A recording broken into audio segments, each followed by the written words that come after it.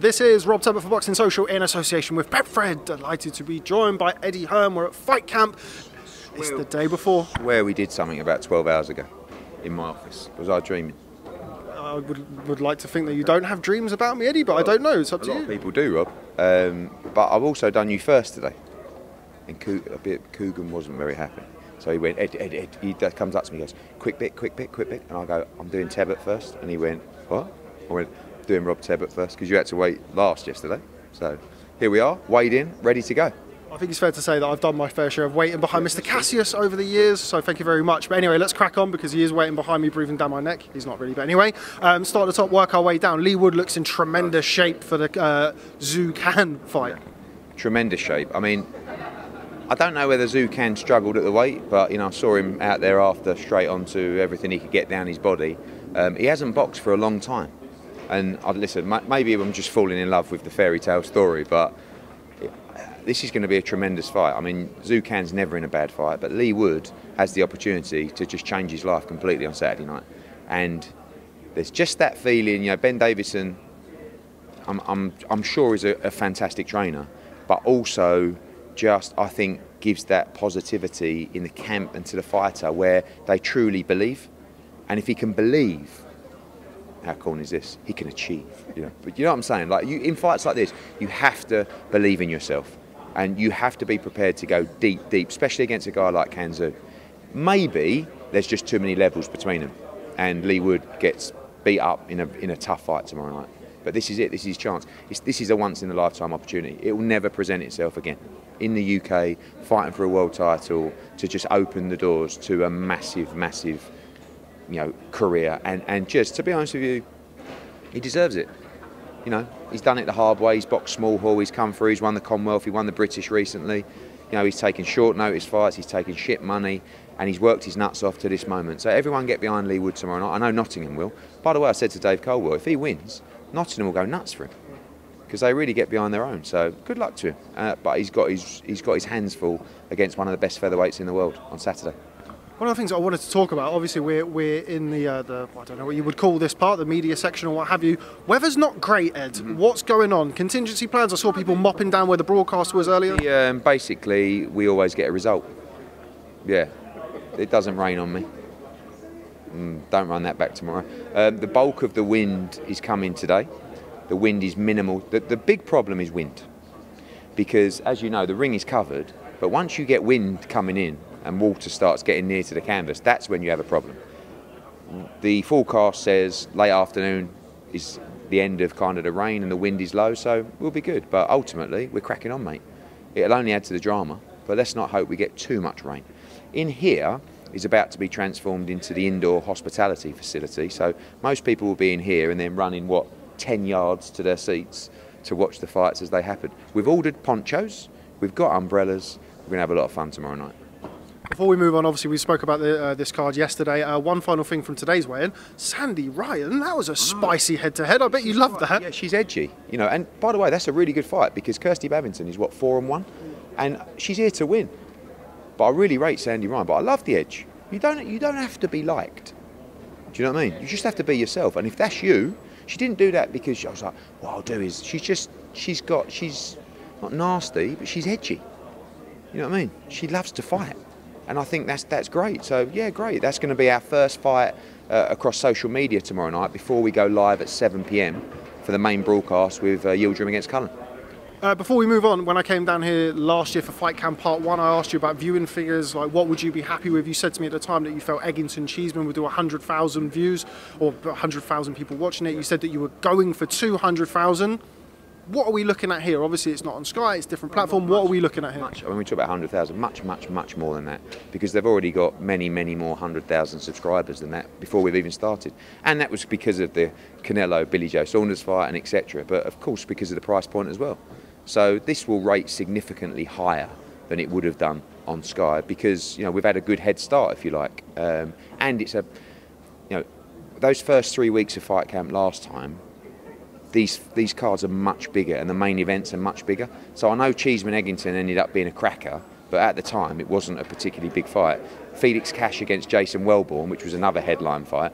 I think if you look back at the first card last year, we had Eggington Cheeseman, we had Fowler Harper, we had Billum Smith against Thorley, and Bellotti against Gill, or something like that. This card's much, much stronger than that, and as are the headline fights next week. Jazza Dickens against Kid Galahad, the week after Boatsi Bolotnik. So, yeah, I think the interaction's been great. It's the biggest challenge really is this is our first one. And as I said before, we asked for this. We asked to run the production. We asked to mould it how we want. So it's on us tomorrow night, and that's probably a bigger challenge. Do you know what I mean? Because normally you'd turn up at a show and Sky were doing the production, and it doesn't matter whether you agreed with things or didn't agree with things, it was out of your hands. So you turn up and you almost relax.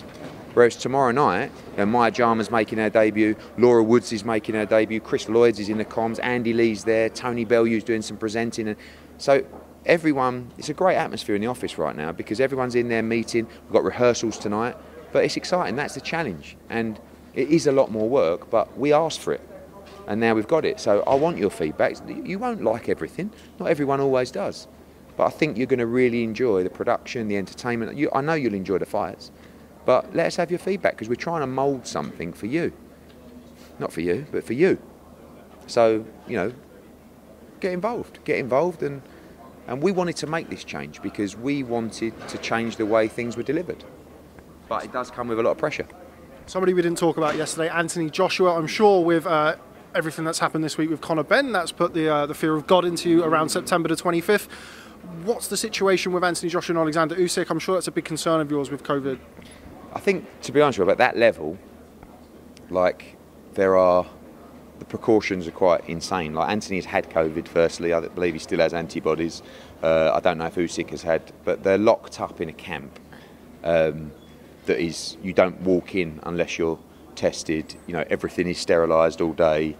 Like, anyone who walks into the gym is also tested. So I'm very comfortable with procedures. Ultimately, you can get unlucky.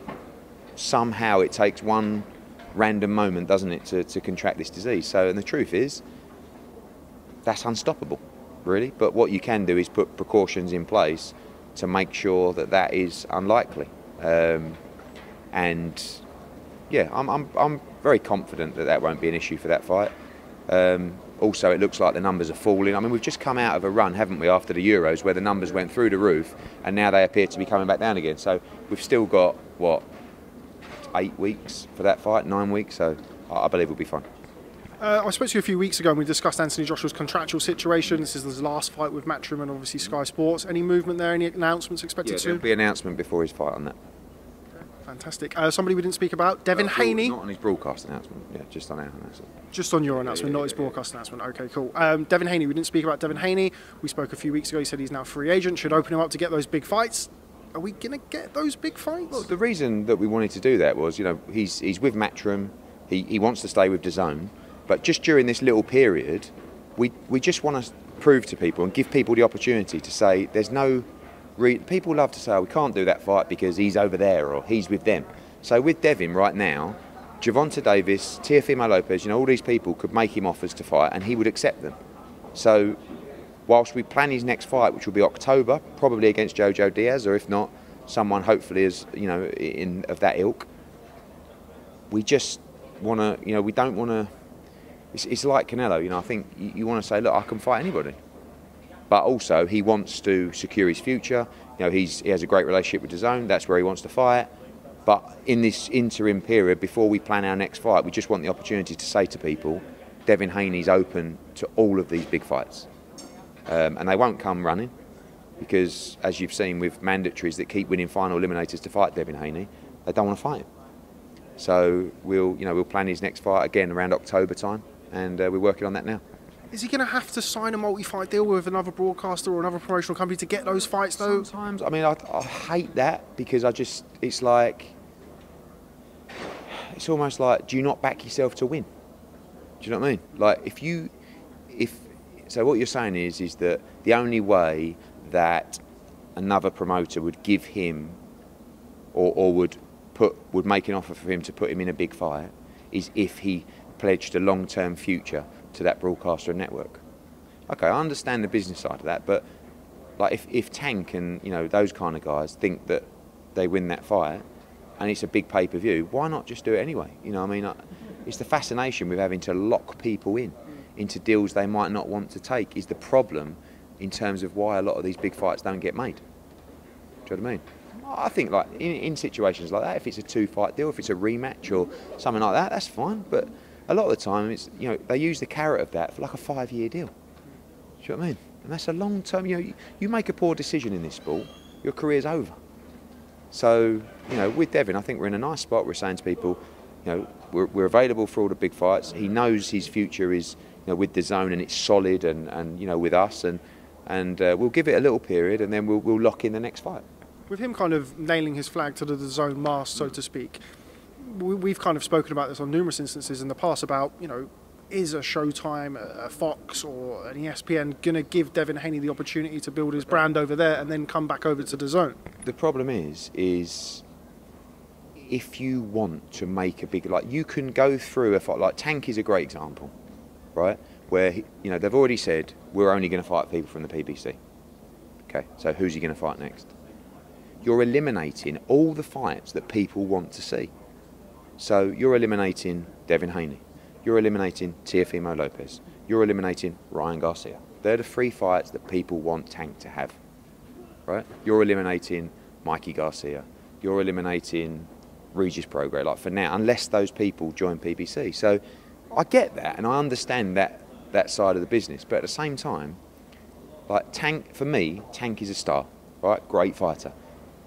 He's just done 200,000 buys. How does Tank do 6, 7, a million? Answer: fight one of those guys.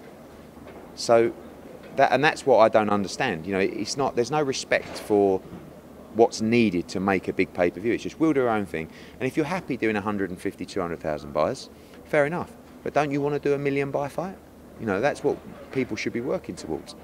But this is a business we're in, and I get it. I'm not saying, oh, that's so unusual. I've done it before. I was going to say, I kind of hark back to Jamal Charlo, Canelo, and boxing. Those guys having to box on DAZN to fight at Canelo or Gennady Golovkin. No, not at all. Jamal Charlo had a 1-fight offer to fight Demetrius Andrade, right? And I said to him, it's a 1 fight. Don't need any futures, anything, because that's the only way you're going to get those guys. And that's what I said to Caleb Plant. You know, when they make it's 1 fight. You know, if you win, you go back to Fox. Congratulations. You know, and the same to Jamal Charlo. You can unify, make a huge payday, and if you win, you go back to Fox or whatever you want to do. So, you know, it's difficult when someone doesn't really want the fight, not the fighters, but the teams.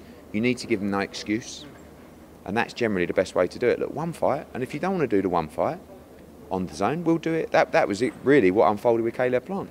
Here's our offer to do the fight on DAZN. No, well, here's our offer to do it on Fox. Okay, we'll take it. Do you know what I mean? So. Nothing new, mate. Ryan Garcia, Devin Haney. I spoke to Mauricio a few weeks ago. He said that he was definitely going to order it. We've been hearing now for 18 months or something about that fight. Asked not to order it, right? And, you know, but we should collectively, when I say we, DAZN, Matchroom and Golden Boy should collectively be making that fight.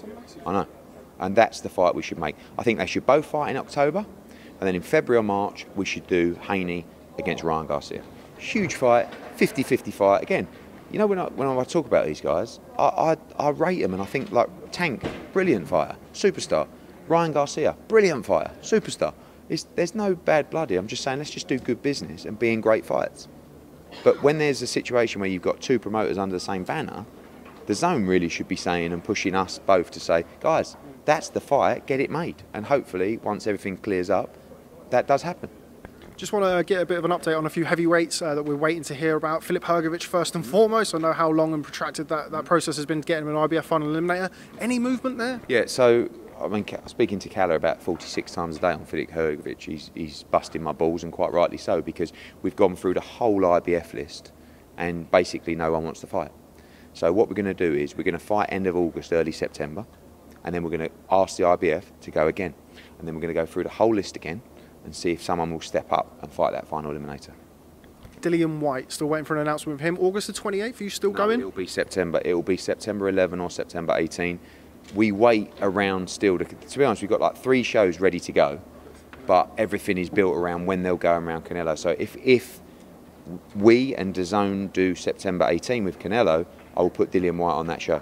If not, Dillian Whyte will go standalone on that night or the week before. So literally we're days away from making a call. It's 7 weeks tomorrow to September 18th. So that's a call has got to be made. Final one on the heavyweights. Derek Chisora, Joseph Parker. Are we still looking towards that rematch? Yeah, it's a fight, you know, we've spoke to both guys about. I'd like to see it again. Like to give the fight to Del Boy, always in entertaining fights. Possible fight for October, November. We'll see what happens.